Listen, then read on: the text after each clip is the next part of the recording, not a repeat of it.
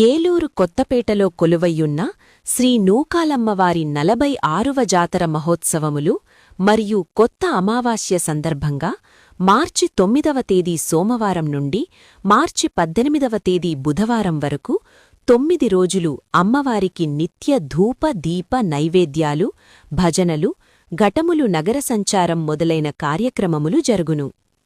18వ తేదీ బుధవారం మేళతాళములతో భూత, భేతాల, కాంతార తదితర చిత్ర విచిత్ర వేషాలతో బాణాసంచాతో అమ్మవారి ఊరేగింపు జరుగును.